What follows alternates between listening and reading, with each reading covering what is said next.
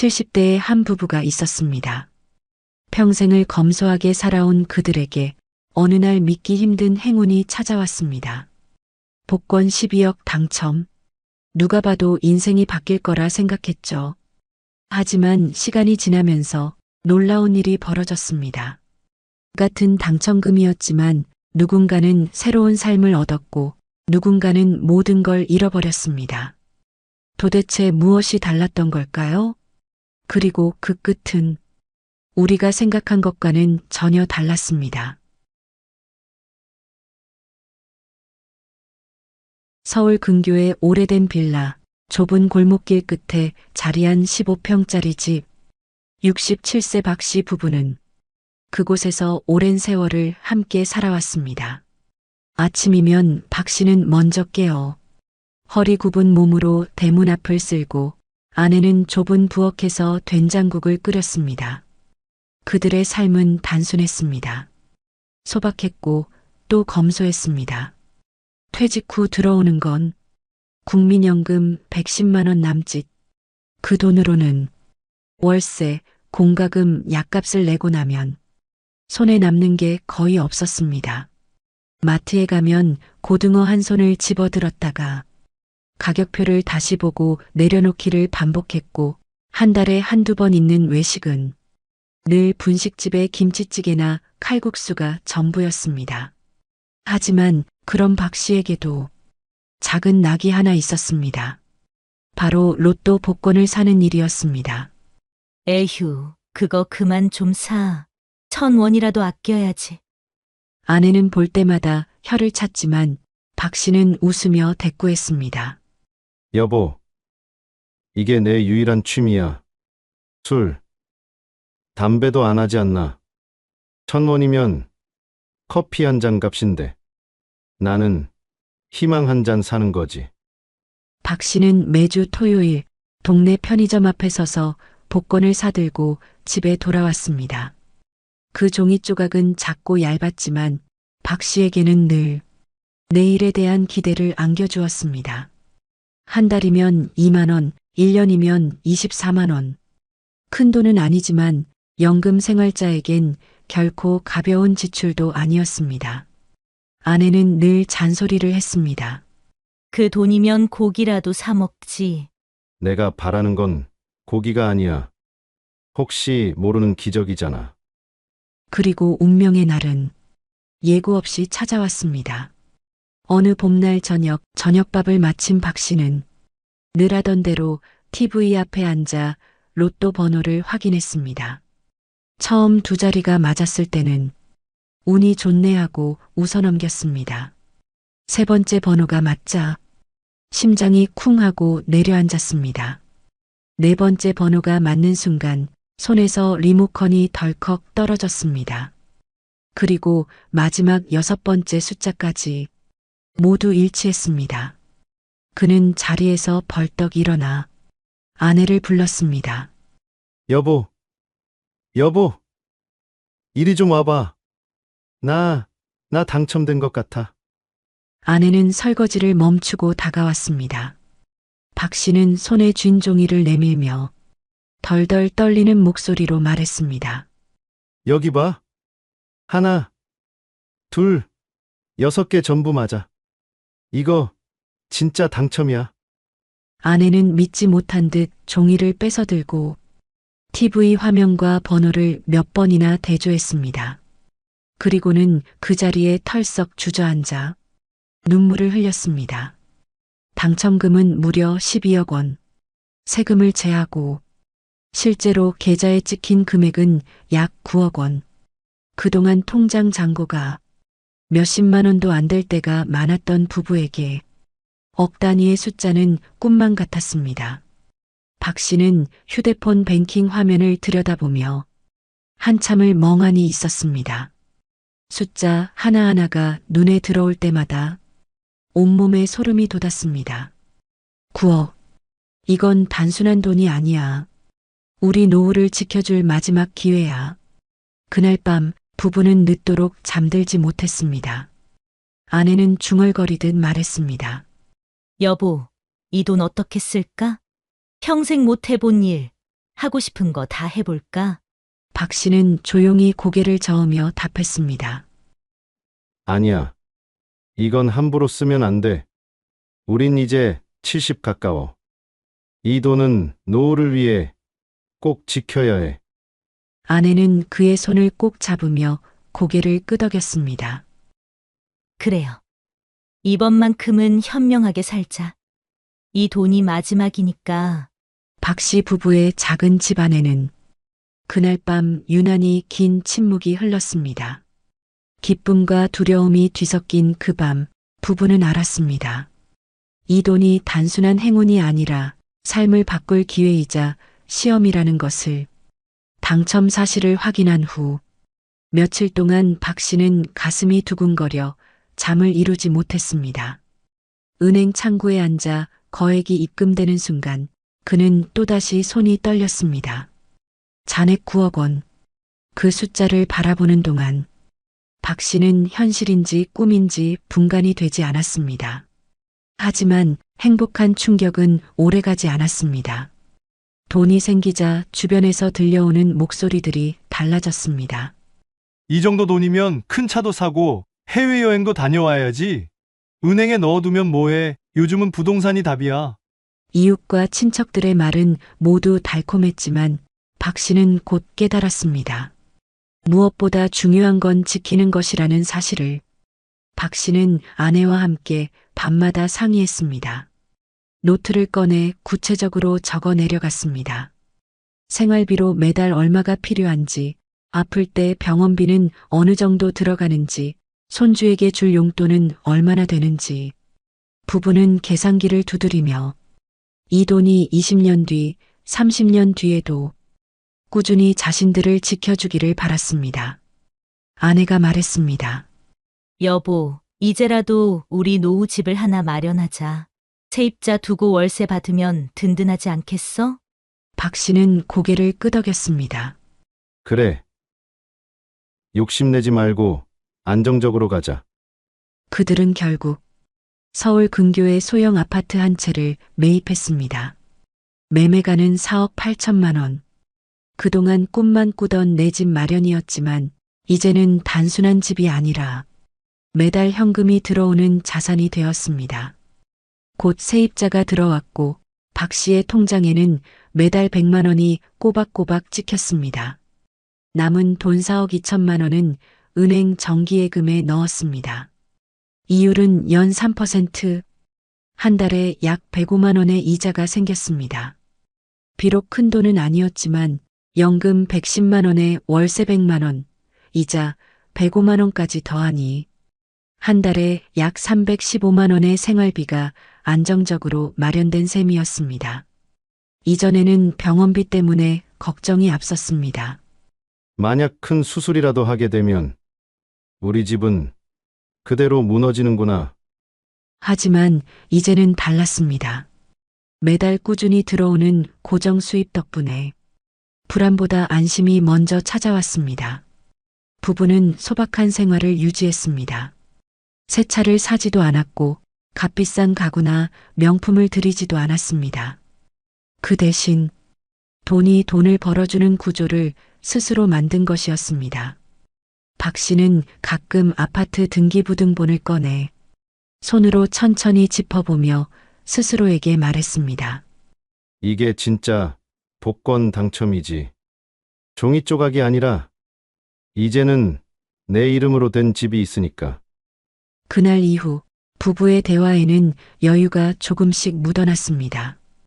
아내는 미소를 지으며 말했습니다. 여보, 이제 우리도 마음 놓고 김치찌개에 고기 좀 넣어 먹자. 박 씨는 웃으며 대답했습니다.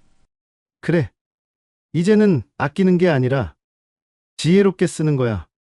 박 씨 부부의 일상은 조금씩 그러나 분명하게 달라지기 시작했습니다. 이전에는 연금 110만 원으로만 살 때는 통장에서 돈이 빠져나가는 순간 숨이 막히곤 했습니다. 전기세 고지서가 날아오면 이번 달은 에어컨을 덜 틀어야겠다. 마트에서 물건을 집을 땐 이건 다음 달로 미루자. 늘 선택과 포기의 연속이었습니다. 하지만 이제는 달랐습니다. 월세 100만 원, 예금 이자 105만 원, 그리고 연금 110만 원까지 매달 315만 원의 안정적인 수입. 한 달 생활비를 다 쓰고도 통장에 일정 금액이 남아 있었습니다. 아내는 처음으로 병원 예약을 잡으며 말했습니다. 여보, 나 허리 검사 꼭 받아야겠어? 그동안 돈 아까워서 미뤘는데. 이젠 할 수 있잖아. 박 씨는 고개를 끄덕이며 대답했습니다. 그래. 이제는 건강이 먼저야. 돈이 우리를 위해 일하게 만들었으니까. 작은 변화들이 모여 삶의 무게를 조금씩 덜어주었습니다. 오랫동안 타던 낡은 중고차는 그대로였지만 기름값을 아끼려고 걸어 다니던 날들은 줄어들었습니다. 병원비를 걱정하며 참고 살던 통증도 조금씩 치료를 받을 수 있었습니다. 무엇보다도 부부의 얼굴에 오랜만에 웃음이 돌아왔습니다. 손주가 놀러 왔을 때 아내는 용돈을 봉투에 넣어주며 미소를 지었습니다. 우리도 이제 할아버지, 할머니 체면 좀 서네. 예전 같았으면 10,000원 한 장 쥐어주면서도 가슴이 쓰렸는데. 이제는 소소한 기쁨을 나눌 수 있었습니다. 가끔은 작은 사치도 누렸습니다.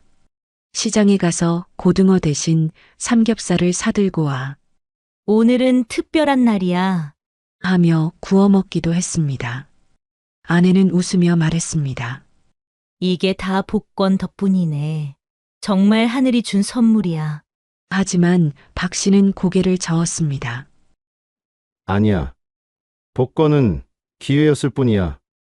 진짜 선물은 우리가 이 돈을 흩뿌리지 않고 지켜낸 거지. 박 씨는 여전히 소박한 삶을 고수했습니다. 새 차도 고급 가전도 사지 않았습니다. 그 대신 매달 남는 돈을 적금과 CMA 통장에 조금씩 나눠 넣었습니다. 혹시라도 세입자가 빠지는 날이 오면, 혹시라도 병원비가 크게 드는 날이 오면 그는 미래를 준비하는 습관을 결코 버리지 않았습니다. 무엇보다 마음이 달라졌습니다. 과거에는 잠들기 전 늘 걱정으로 뒤척였습니다. 내일은 또 무슨 돈이 나갈까? 혹시 아내가 아프면 어떻게 하지? 하지만 이제는 잠자리에 누우면 안도감이 그 자리를 대신했습니다. 작은 집, 검소한 생활이었지만 부부는 느낄 수 있었습니다. 우린 이제 돈에 쫓기지 않는다.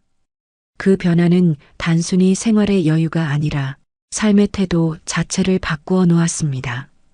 박 씨는 더 이상 돈을 두려움의 대상으로 보지 않았습니다.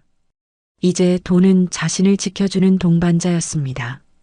아내와 함께 식탁에 앉아 밥을 먹을 때면 이전과 똑같은 된장찌개였지만 그 맛은 전혀 달랐습니다. 그 안에는 안심이 담겨 있었고 미래에 대한 희망이 담겨 있었습니다. 박 씨는 종종 창가에 앉아 잔잔히 흘러드는 햇살을 바라보며 생각하곤 했습니다. 만약 우리가 이 돈을 함부로 썼다면 지금쯤은 어떤 모습이었을까? 세상에는 큰 돈을 손에 쥔 순간부터 삶이 무너지는 사람들이 적지 않습니다. 잠시의 행복과 들뜸에 빠져 차를 바꾸고 여행을 떠나고 친구와 친척들에게 돈을 뿌리듯 쓰다 보면 순식간에 통장이 바닥을 드러내기 마련입니다. 실제로 해외 조사 결과에 따르면 복권 1등 당첨자의 절반 이상이 5년 안에 당첨금을 모두 잃는다고 합니다. 처음엔 달콤한 선물이었던 돈이 결국은 독이 되어 돌아온 경우가 부지기수라는 뜻입니다. 박 씨는 자신이 그들과 다른 길을 걸을 수 있었던 이유를 곱씹어 보았습니다. 첫째, 욕심을 내지 않은 것. 주변 사람들은 말했습니다. 이제 차부터 바꿔야지. 해외여행도 다녀오고 집도 크게 옮겨야지. 하지만 박 씨 부부는 고개를 저었습니다. 당장은 유혹이 컸지만 그 유혹을 따라가면 오래 버틸 수 없다는 걸 본능적으로 알고 있었던 것입니다. 둘째, 안정적인 자산을 선택한 것. 많은 사람들이 더 큰 수익을 노리며 주식, 펀드, 비트코인 같은 위험한 길에 뛰어듭니다. 하지만 박 씨 부부는 소형 아파트 한 채와 은행 예금이라는 가장 단순하고 안전한 방법을 택했습니다. 부동산에서 매달 100만 원의 월세가 나오고 예금에서는 매달 100만 원 남짓의 이자가 들어왔습니다. 이 두 가지 고정 수입만으로도 기초 생활은 충분히 유지할 수 있었습니다. 셋째, 소박한 생활을 지킨 것. 예전처럼 마트에서는 여전히 장바구니를 천천히 채웠고 외식도 여전히 소박한 메뉴가 대부분이었습니다. 겉으로는 크게 달라진 게 없었지만 그 마음속에는 더 큰 안정을 얻었습니다. 이제는 불안해하지 않아도 된다는 믿음이 가장 값진 변화였습니다. 어느 날 아내가 조용히 말했습니다. 여보, 돈이 많다고 해서 행복해지는 건 아니었네. 행복은 우리가 이 돈을 어떻게 쓰느냐에 달렸던 거야. 박 씨는 미소 지으며 대답했습니다. 맞아. 복권이 준 건 단순한 행운이 아니야. 그 행운을 지켜낼 기회를 준 거였어. 실제로 조사에 따르면 60대 이상 가구의 월 평균 생활비는 약 250만 원이라고 합니다. 박 씨 부부가 만들어낸 월 수입은 약 315만 원. 평균을 웃돌며 병원비나 예기치 못한 지출에도 대비할 수 있는 수준이었습니다. 특히 연금, 월세, 이자라는 세 갈래의 고정 수입 덕분에 한쪽이 흔들려도 생활 전체가 무너지지 않는 구조가 되었지요. 부부가 느낀 안도감은 단순히 금액 때문이 아니었습니다. 앞으로 버틸 수 있다는 확신, 그리고 무너질 리스크가 줄어들었다는 안정감이 그들의 어깨를 가볍게 만들었습니다. 교훈은 명확했습니다. 큰 돈을 한 번에 쓰지 말 것. 지출보다 꾸준히 들어오는 수입 구조를 만들 것. 삶의 태도를 유지하며 돈을 수단으로 삼을 것. 박 씨는 가끔 손주에게도 말했습니다. 행운은 누구에게나 올 수 있다. 하지만 그걸 지킬 줄 아는 사람만 진짜 행복을 얻는단다. 손주는 아직 그 말의 의미를 온전히 이해하지 못했지만 그 목소리 속 진중함은 듣는 이의 마음에 잔잔한 울림을 남겼습니다. 어느 다른 도시, 비슷한 또래의 70대 부부가 있었습니다. 이들 역시 평생을 검소하게 살아왔습니다. 노후 준비는 충분치 않았지만 소박한 밥상과 이웃과의 담소 속에서 그럭저럭 하루하루를 버티며 살고 있었습니다. 그러던 어느 날 이 부부에게도 믿기 어려운 소식이 찾아왔습니다. 복권 번호 6개가 모두 맞아떨어진 것입니다. 여보, 이거 봐. 우리가 됐어. 1등이야, 1등. 순간 부부는 얼싸안고 울었습니다. 당첨금은 무려 12억 원. 세금을 제하고 남은 돈만 약 9억 원. 주변은 축복으로 가득했습니다. 이웃은 말했습니다. 아이고, 이제 팔자 고쳤네. 이제 걱정 끝났지 뭐. 처음 며칠간은 세상이 달라 보였습니다. 오랫동안 타던 15년 된 중고차 대신 반짝이는 새 차를 몰고 다녔습니다. 마트에 가서도 가격표를 보며 망설일 필요가 없었습니다. 먹고 싶은 과일을 바구니에 담고 좋아하던 고기와 해산물도 마음껏 사들릴 수 있었습니다. 부부는 평생 한 번도 가보지 못한 해외여행을 계획했습니다. 비행기 티켓을 예약하며 아내는 설레는 목소리로 말했습니다. 여보, 드디어 우리도 비행기 타본다. 남편은 웃으며 대꾸했습니다. 이게 다 우리 운명이야. 고생 끝, 행복 시작이야. 하지만 그 화려한 변화 속에 알게 모르게 작은 균열이 생겨나고 있었습니다. 돈은 들어오는 게 아니라 빠져나가기 시작했습니다. 세차, 여행, 외식. 한두 번은 괜찮았지만 그게 곧 생활이 되었습니다. 통장에서 수백만 원이 빠져나가도 이제는 두려움이 아닌 익숙함으로 다가왔습니다. 돈이 이렇게 빨리 줄어들 줄 몰랐어. 아내는 불안한 눈빛으로 말했지만 남편은 태연하게 웃었습니다. 괜찮아. 아직 많이 남았잖아. 주변 사람들의 태도도 변했습니다. 평소 연락이 뜸하던 친척들이 찾아와 축하한다는 인사를 건네더니 슬그머니 돈 이야기를 꺼냈습니다. 이웃들은 부러움 섞인 시선을 보냈고 자녀들 역시 속마음을 감추지 않았습니다. 아버지, 저 이번에 사업 자금이 좀 필요해요. 엄마, 생활비가 부족한데 도와주실 수 있죠? 부부는 처음엔 기꺼이 도왔습니다. 이제는 여유가 있으니 나눠줘도 되지. 하지만 그 요구는 점점 커져만 갔습니다. 행운이 시작이었지만 그 속에 불행의 씨앗이 숨어 있었습니다. 부부는 알지 못했습니다. 진짜 시험은 돈을 얻은 순간부터 시작된다는 것을. 이전에는 저녁에 반찬거리를 살 때도 이거는 다음 달에 사자하고 미루기 일쑤였는데 이제는 장바구니에 먹고 싶은 걸 담으면서도 가격표를 제대로 확인하지 않았습니다. 외식의 빈도부터 달라졌습니다. 과거엔 한 달에 한 번 분식집 칼국수가 전부였지만 이제는 일주일에 서너 번씩 식당을 찾았습니다. 평소엔 엄두도 못 내던 한정식집, 예약이 필요한 한우 전문점에도 가봤습니다. 아내가 웃으며 말했습니다. 여보, 이제는 김치찌개만 먹던 시절은 끝났네. 남편은 젓가락을 내려놓으며 대답했습니다. 그래. 우리도 한 번쯤은 잘 먹고 살아야지. 마트에서의 소비 습관도 크게 달라졌습니다. 예전에는 1+1 행사 제품만 골라 담던 부부였지만 이제는 그동안 눈길조차 주지 못했던 수입 과일, 고급 치즈, 와인까지 카트에 들어갔습니다. 냉장고를 열면 한 번도 사본 적 없는 브랜드의 음료와 간식이 가득했습니다. 이제 우리 집 냉장고가 드디어 사람 사는 집 같네. 아내는 농담처럼 말했지만 그 속에는 오랜 결핍이 풀려가는 안도감이 담겨 있었습니다.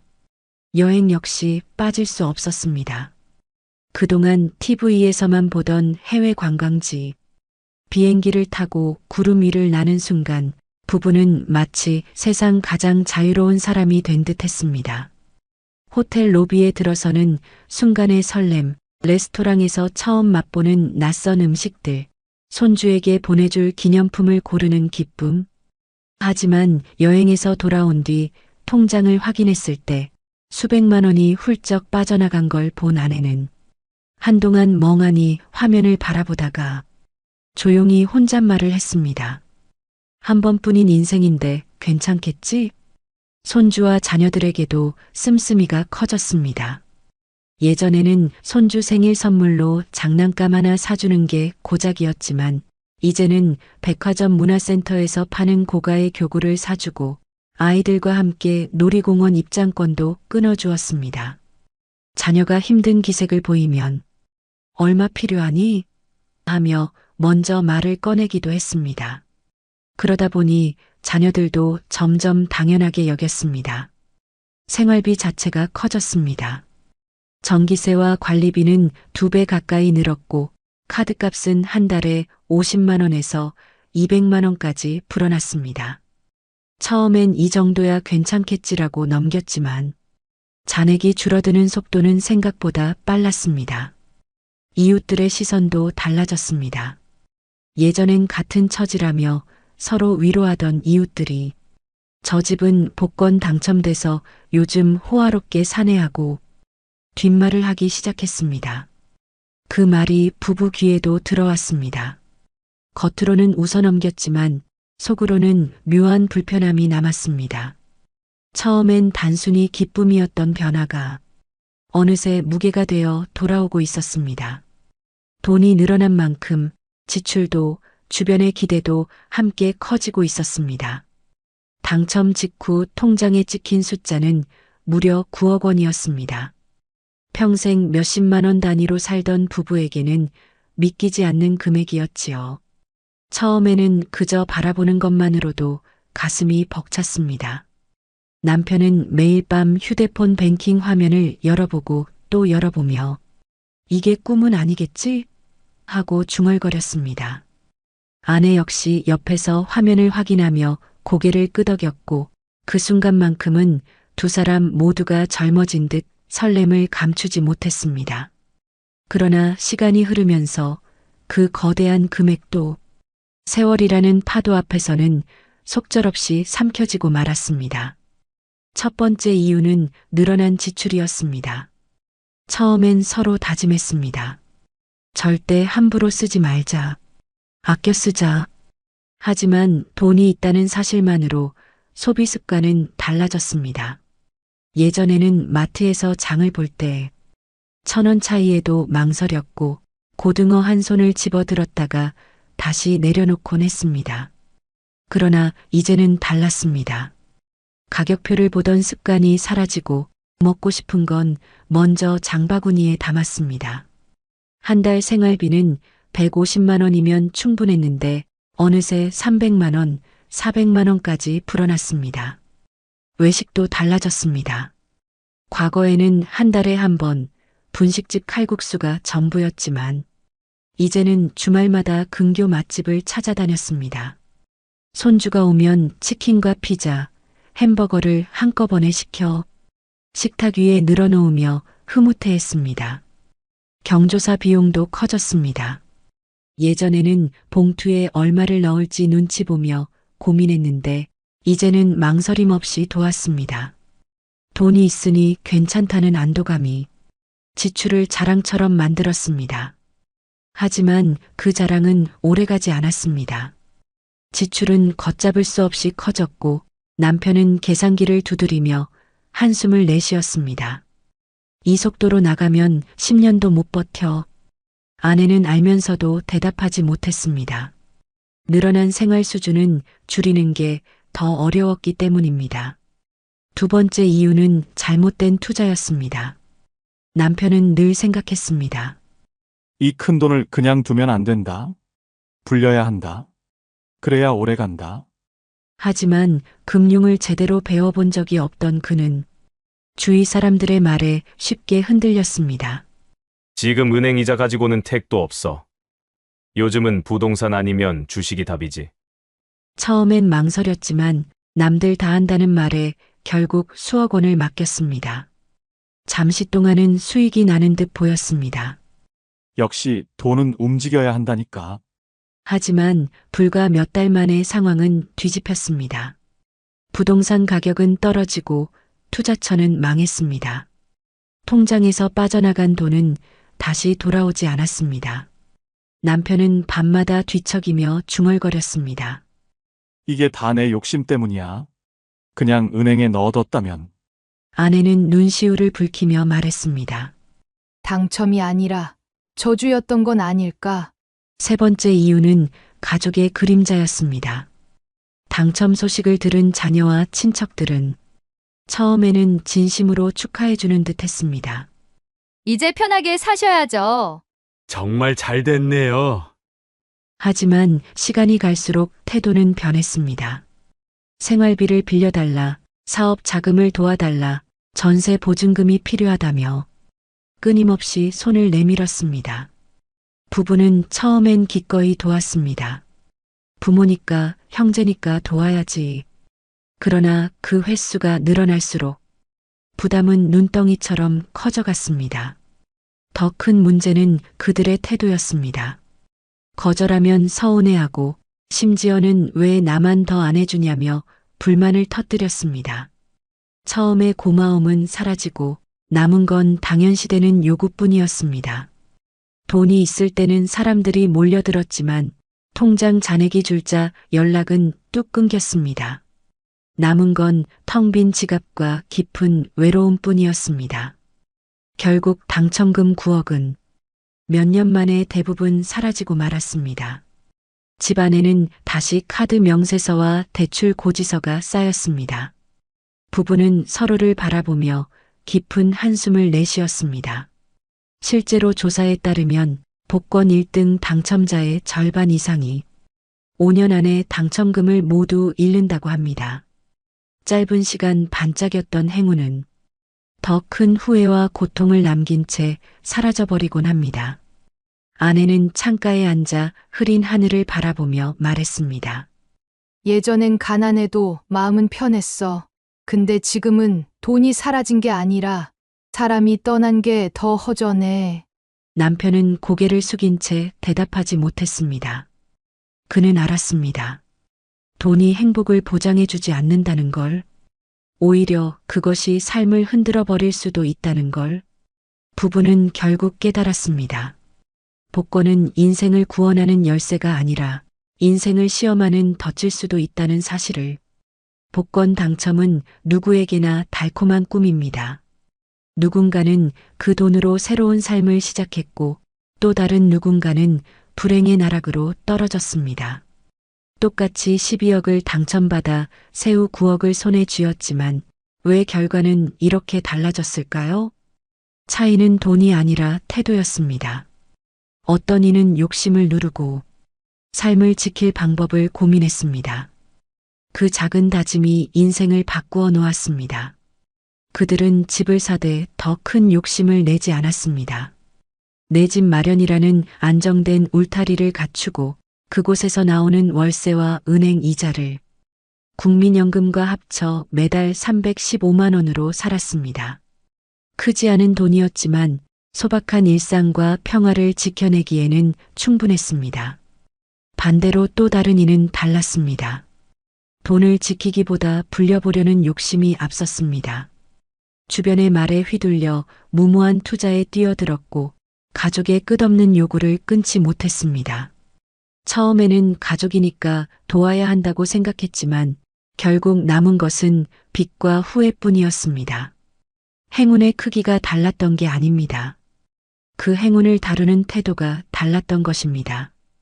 복권은 단순히 돈을 주는 종이가 아닙니다. 사람의 진짜 모습을 드러내는 거울입니다. 검소했던 사람은 더 단단해지고 욕심 많던 사람은 더 위험해집니다. 어쩌면 복권 당첨은 축복이 아니라 시험일지도 모릅니다. 우리는 누구나 한 번쯤 상상합니다. 나도 당첨된다면 걱정 없는 삶이 열리지 않을까? 하지만 오늘 이야기는 말합니다. 그 상상이 늘 행복으로 이어지지는 않는다고. 진짜 복권은 종이가 아닙니다. 오늘을 어떻게 준비하고 살아가느냐, 그것이 우리 인생의 당첨을 좌우합니다. 오늘도 누군가는 작은 희망을 품고 1,000원짜리 복권을 사들고 집으로 돌아갑니다. 그 종이에는 웃음과 눈물이 함께 담겨 있습니다. 그러나 잊지 말아야 할 것이 있습니다. 진짜 복권은 노후를 위해 준비하는 작은 습관, 그리고 함께 살아갈 가족과 평화를 지켜내는 마음입니다. 여러분, 안녕하세요. 혹시 이런 생각 해보신 적이 있으신가요?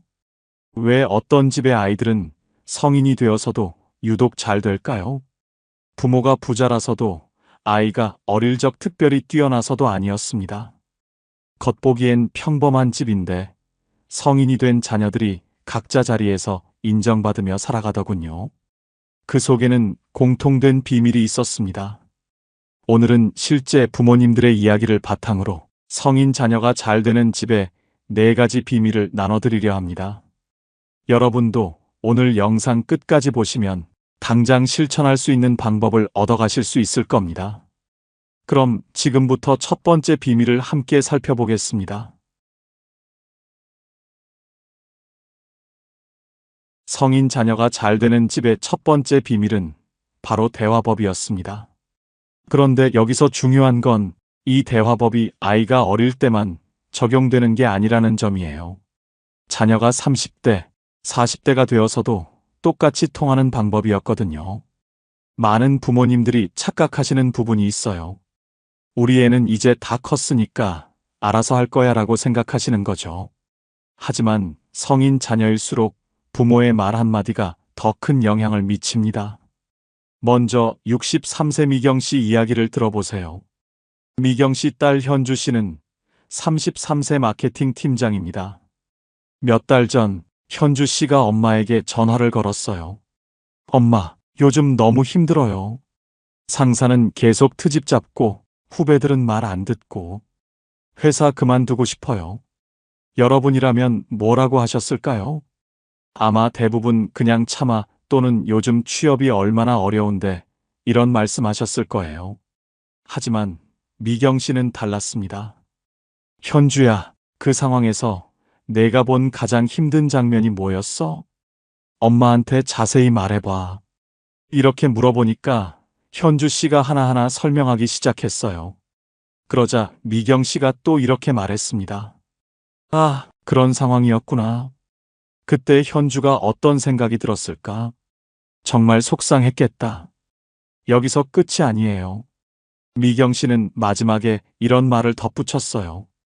현주야, 엄마가 봤을 때 넌 충분히 잘하고 있어. 지금 힘든 건 내가 책임감이 강하고 완벽하게 하려고 하기 때문이야. 그런 마음가짐이면 어떤 어려움도 이겨낼 수 있을 거야. 이 대화 이후 현주 씨가 어떻게 변했을까요? 엄마가 제 마음을 정말 이해해 주시니까 마음이 한결 가벼워졌어요. 그리고 문제를 해결할 방법도 차근차근 생각할 수 있게 됐고요.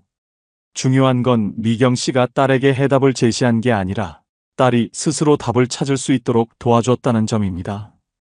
또 다른 분, 60세 덕순 씨 이야기도 들어보세요. 덕순 씨 아들 상민 씨는 28세인데 직장을 다니면서 야간 대학원을 고민하고 있었어요. 엄마, 저 대학원 가고 싶은데. 근데 나이도 많고 돈도 많이 들고 어떻게 해야 할지 모르겠어요. 일반적인 부모라면 그냥 직장이나 열심히 다녀. 또는 공부는 언제든 할 수 있어. 이런 조언을 했을 거예요. 하지만 덕순 씨는 이렇게 물어봤어요. 상민아, 대학원에서 뭘 배우고 싶은 거야? 그걸 배우고 나면 내가 어떤 사람이 되고 싶어?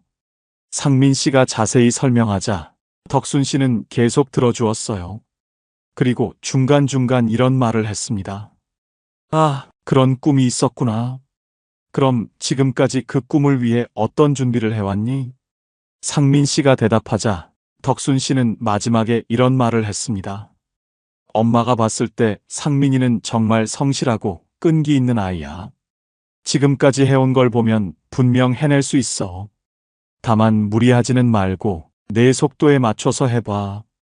결과는 상민 씨는 자신감을 얻고 대학원에 진학했고 지금은 전문가 과정을 밟고 있다고 해요. 이분들의 대화법에는 3가지 공통점이 있었어요. 왜? 라고 묻지 않고 무슨 생각이었어? 라고 물어봅니다. 왜 그랬니?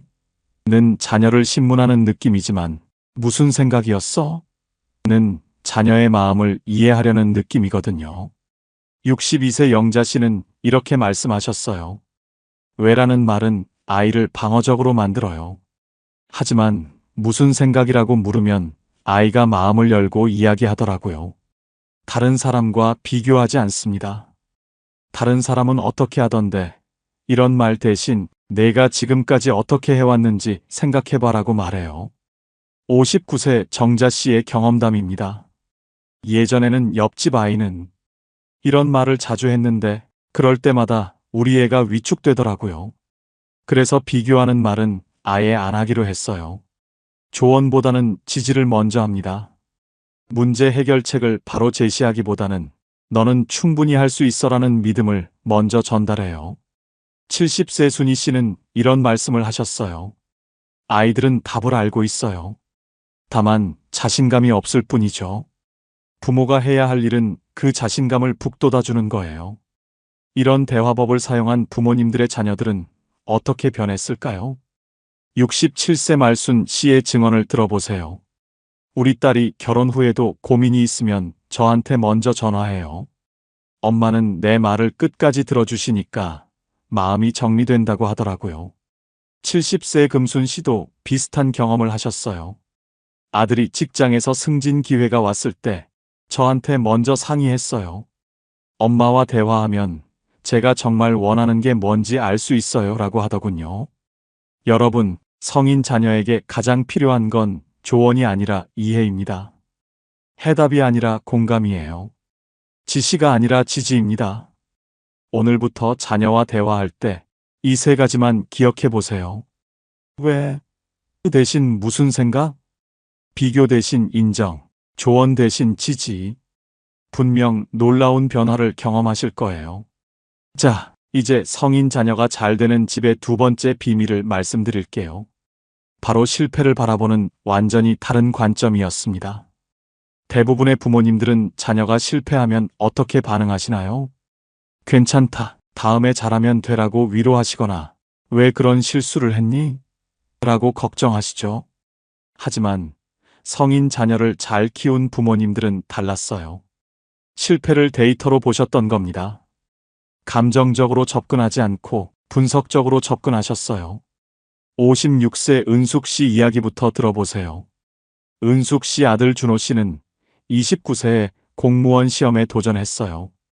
2년 동안 준비했는데 아깝게 떨어졌습니다. 준호 씨가 엄마에게 전화를 걸었어요. 엄마, 저 또 떨어졌어요. 이제 정말 포기해야 할 것 같아요. 일반적인 부모라면 괜찮다, 다시 도전해봐, 또는 이제 그만하고 다른 일 찾아봐라고 했을 거예요. 하지만 은숙 씨는 전혀 다른 반응을 보였습니다. 준호야, 이번에 뭐가 아쉬웠는지 차근차근 분석해보자. 엄마가 들어볼게. 그리고 이어서 세 가지를 차근차근 물어봤어요. 준호야, 시험에서 어떤 부분이 가장 어려웠어? 암기한 건 다 기억났는데 응용 문제가 너무 어려웠어요. 그럼 왜 응용 문제가 어려웠을까? 사실 외우기만 했지 제대로 이해하지 못했던 것 같아요. 그럼 다음에는 어떻게 공부하면 좋을까? 이해를 먼저 하고 그 다음에 암기를 해야겠어요.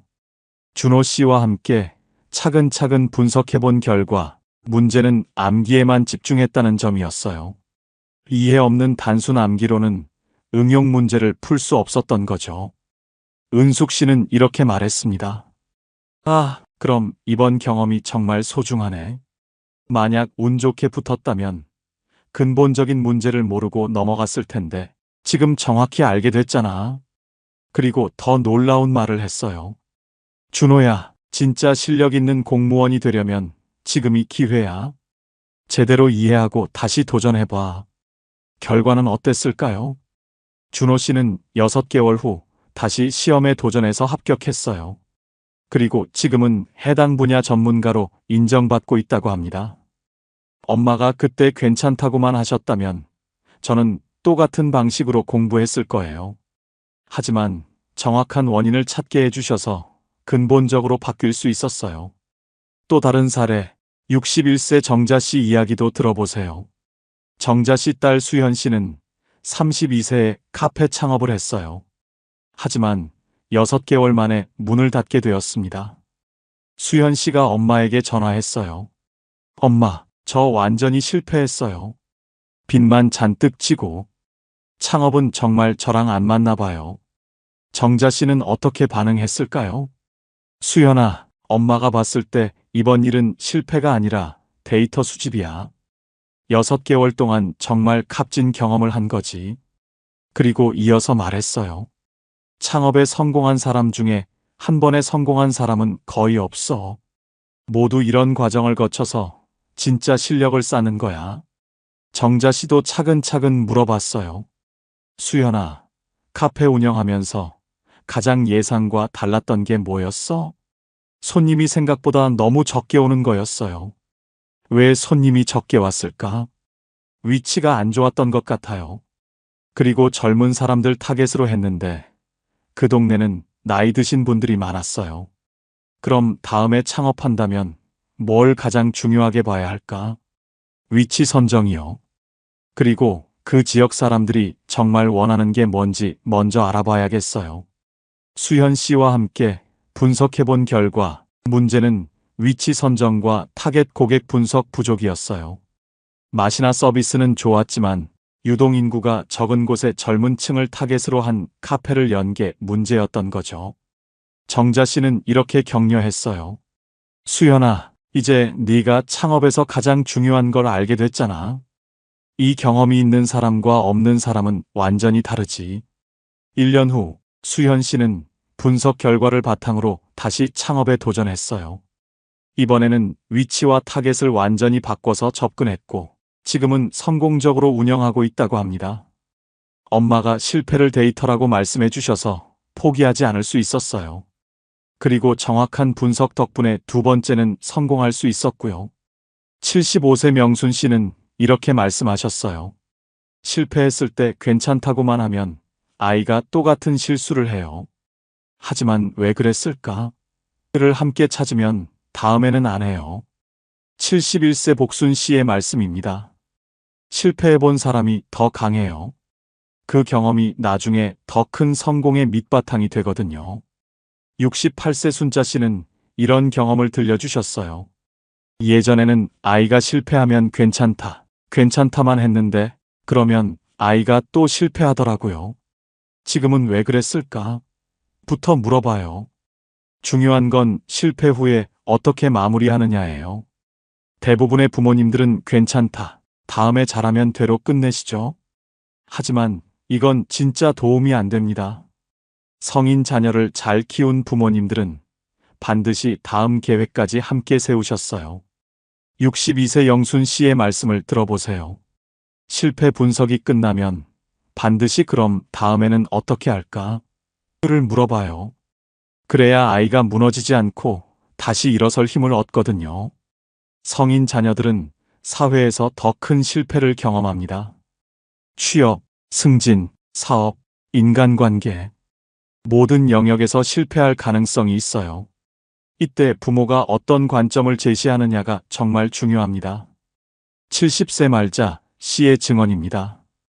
우리 아들이 직장에서 큰 프로젝트를 실패했을 때 저는 그 경험이 내 능력을 한 단계 올려줄 거야 라고 했어요. 그랬더니 아들이 포기하지 않고 더 열심히 하더라고요. 실패를 두려워하는 자녀와 실패를 성장의 기회로 보는 자녀. 어떤 자녀가 더 멀리 갈 수 있을까요? 답은 명확합니다. 74세 순희 씨는 이렇게 말씀하셨어요. 실패를 무서워하는 아이는 도전을 안 해요. 하지만 실패를 배움으로 보는 아이는 계속 도전하죠. 그 차이가 나중에 큰 차이를 만들어요. 여러분도 오늘부터 자녀의 실패를 다르게 바라보세요. 감정적으로 위로하지 마시고 분석적으로 접근해 보세요. 실패는 끝이 아니라 시작입니다. 더 나은 다음을 위한 소중한 정보예요. 자, 여기서 잠깐 정리해 볼게요. 지금까지 성인 자녀가 잘 되는 집의 두 가지 비밀을 알아봤습니다. 첫 번째, 대화법의 비밀. 왜? 라고 묻지 말고 무슨 생각이었어? 라고 물어보세요. 비교하지 말고 인정해 주세요. 조언보다는 지지를 먼저 해주세요. 두 번째, 실패 관점의 비밀. 실패를 감정이 아닌 데이터로 봐주세요. 괜찮다로 끝내지 말고 함께 분석하고 다음 계획까지 세워주세요. 혹시 지금까지 내용 중에서 가장 와닿았던 부분이 있으시다면 댓글로 남겨주세요. 저는 일장의 대화법이 가장 도움됐어요. 이런 식으로요. 여러분의 댓글이 다른 분들께도 큰 도움이 됩니다. 그럼 이제 세 번째 비밀로 넘어가 볼까요? 정말 중요한 내용이 남아 있어요. 이제 성인 자녀가 잘 되는 집의 세 번째 비밀을 말씀드릴게요. 바로 자녀의 독립심을 기르는 완전히 다른 방식이었습니다. 많은 부모님들이 착각하시는 부분이 있어요. 우리 애는 이제 성인이니까 알아서 독립적으로 살 거야 라고 생각하시는 거죠. 하지만 독립심은 저절로 생기는 게 아닙니다. 부모가 의도적으로 만들어줘야 해요. 그런데 여기서 중요한 건 독립심을 기른다는 것이 혼자 내버려 둔다는 뜻이 아니라는 점입니다. 부모가 해줄 일을 줄이고 자녀가 해볼 일을 늘리는 것이에요. 64세 인순 씨 이야기부터 들어보세요. 인순 씨 딸 미영 씨는 31세에 결혼을 앞두고 있었어요. 주변 친구들을 보니 부모님이 웨딩홀부터 드레스까지 모든 걸 알아봐 주시더라고요. 미영 씨도 엄마에게 말했어요. 엄마, 결혼 준비가 너무 복잡해요. 어디서부터 시작해야 할지 모르겠어요. 일반적인 부모라면 엄마가 다 알아볼게 또는 엄마 친구가 웨딩 플래너 소개해 줄게라고 했을 거예요. 하지만 인순 씨는 달랐습니다. 미영아, 결혼은 내 인생에서 정말 중요한 일이잖아. 내가 직접 알아보고 선택해야 나중에 후회 안 할 거야. 그리고 이어서 말했어요. 엄마는 내가 혼자 할 수 있다고 믿어. 어려운 일이 생기면 언제든 물어봐. 하지만 결정은 내가 해야 해. 처음에 미영 씨는 당황했어요. 다른 집 엄마들은 다 해주는데 우리 엄마만 안 해주니까요. 하지만 결과는 놀라웠습니다. 미영 씨는 웨딩 관련 사이트를 직접 찾아보고 여러 업체를 비교하고 예산을 계획하며 체계적으로 준비했어요. 6개월 후 미영 씨는 자신이 원하는 스타일의 완벽한 결혼식을 올렸습니다. 처음에는 엄마가 왜 안 도와주시나 싶었는데 지금 보니 정말 감사해요. 제가 직접 준비한 결혼식이라 더 의미 있고 무엇보다 이 과정에서 제가 뭐든 할 수 있다는 자신감을 얻었어요. 더 놀라운 건 그 이후예요. 미영 씨는 신혼집 구하기, 이사 준비, 새 직장 찾기까지 모든 걸 스스로 해결했어요. 결혼 준비를 혼자 해보니까 세상에 제가 못할 일이 없다는 생각이 들어요. 또 다른 사례, 64세 옥분 씨 이야기도 들어보세요. 옥분 씨 아들 재민 씨는 34세 회사원이었는데 직장에서 스트레스를 많이 받고 있었어요. 재민 씨가 엄마에게 상담했어요. 엄마, 회사가 너무 힘들어요. 이직을 할까 말까 고민되는데 엄마는 어떻게 생각하세요? 일반적인 부모라면 요즘 취업이 어려운데 그냥 버텨봐 또는 스트레스 받으면서 일할 필요 없어라고 조언했을 거예요. 하지만 옥분 씨는 다르게 접근했어요. 재민아, 이건 내 인생에서 정말 중요한 결정이야. 엄마가 대신 결정해주면 나중에 후회할 수도 있어. 내가 직접 정보를 찾아보고 판단해봐. 그리고 구체적인 방법을 제시했어요. 지금 회사에서 좋은 점과 나쁜 점을 정리해봐. 그리고 이직했을 때의 장단점도 써봐. 시장 상황도 알아보고 내가 원하는 회사가 정말 있는지도 확인해봐.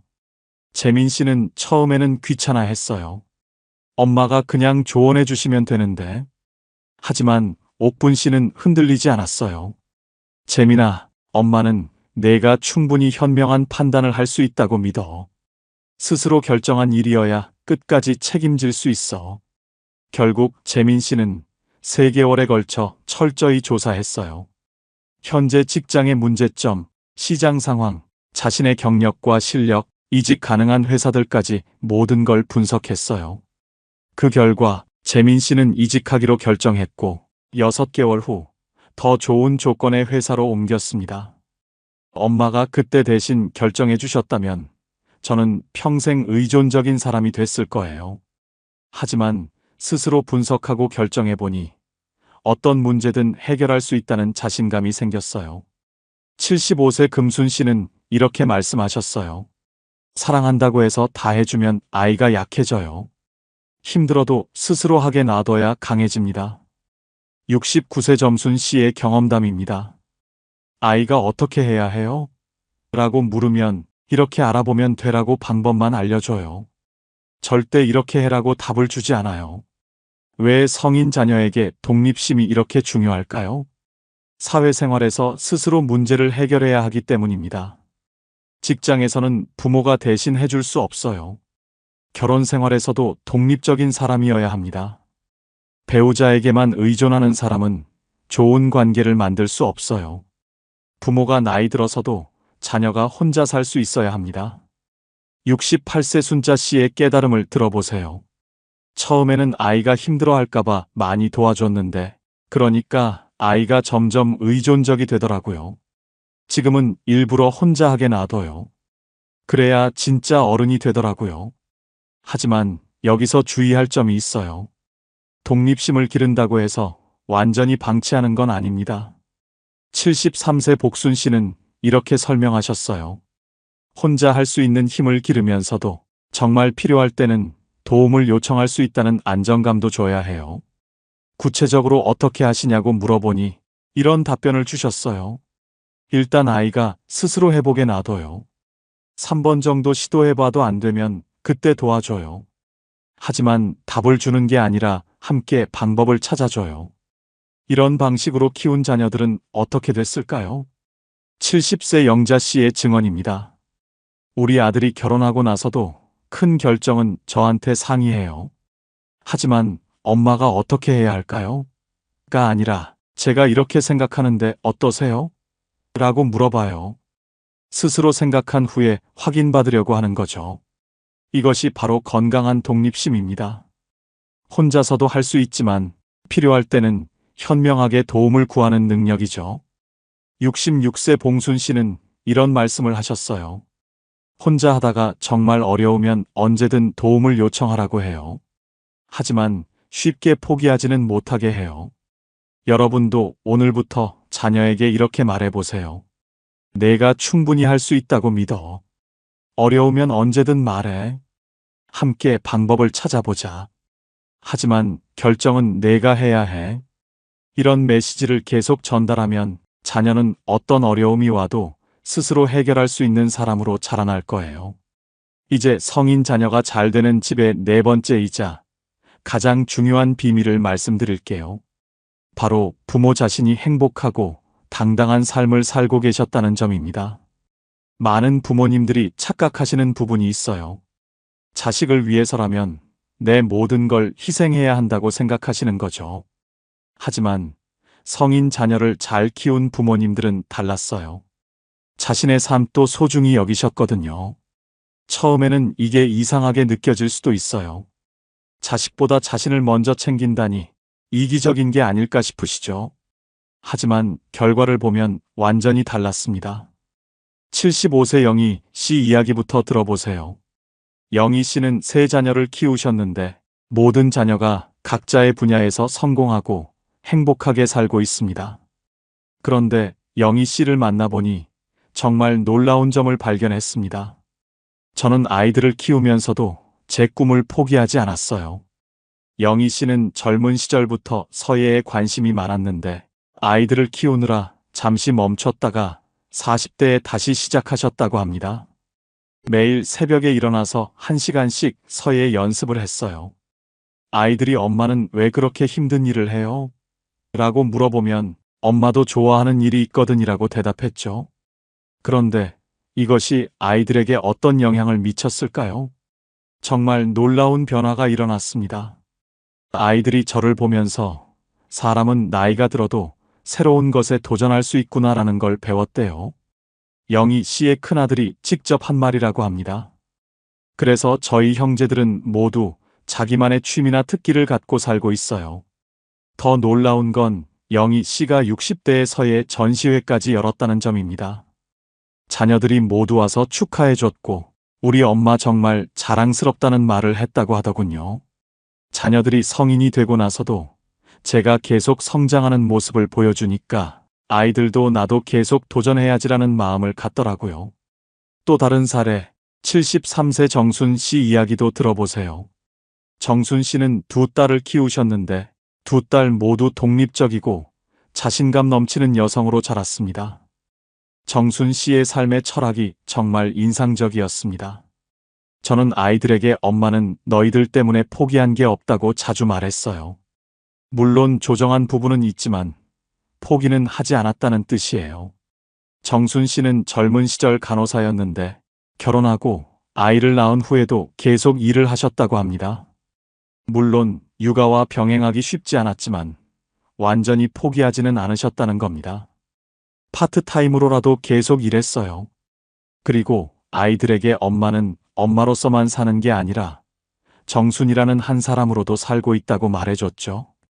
이런 엄마를 보고 자란 딸들은 어떻게 됐을까요? 저희는 결혼하고 아이를 낳아도 자신의 일을 포기하지 않는 게 당연하다고 생각해요. 정순 씨의 큰딸 이순 씨의 말입니다. 엄마가 그런 모습을 보여주셨기 때문에 우리도 자연스럽게 그렇게 살게 됐어요. 정순 씨는 지금도 70대인데 자원봉사 활동을 활발히 하고 계세요. 나이 들어서도 사회에 기여할 수 있다는 게 정말 행복해요.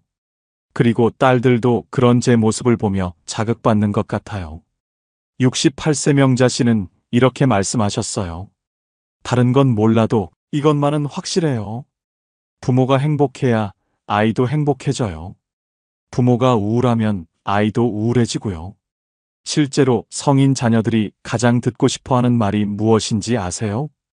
엄마 아빠가 건강하고 행복하게 지내고 있어라는 말이에요.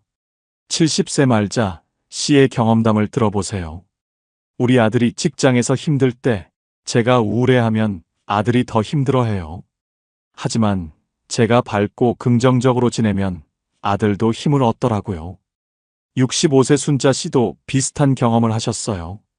딸이 육아로 힘들어할 때 제가 엄마도 요즘 새로운 걸 배우고 있어서 재미있어라고 하면 딸이 엄마처럼 저도 힘내야겠어요 라고 하더라고요. 72세 경자 씨는 자신만의 시간을 갖는 것이 얼마나 중요한지 깨달으셨어요. 아이들이 학교에 간 시간에는 온전히 제 시간이었어요. 독서도 하고 운동도 하고 친구들과의 만남도 가졌죠. 그리고 이어서 말씀하셨어요. 아이들이 집에 오면 온전히 아이들과 시간을 보냈어요. 그때만큼은 제 일은 잠시 미뤘죠. 하지만 제 시간도 똑같이 소중하게 여겼어요. 69세 복자 씨는 계속해서 새로운 도전을 하셨어요. 50대에 컴퓨터를 배우고 60대에는 영어 회화를 시작했어요. 아이들이 엄마는 정말 대단해라고 하더라고요.